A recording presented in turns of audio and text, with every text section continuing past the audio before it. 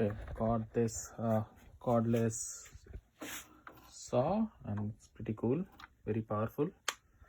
There is a security lock, like so. Once I press this, the trigger is locked. Good to have a security lock. Let's see like how it works. It's really powerful. Works like the corded one.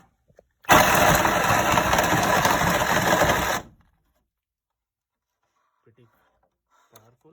You see, I cut it like a gem. I'm working with one hand, so just excuse me. But like, see, very powerful trigger lock. If I press this, it works very powerful. 20 volts.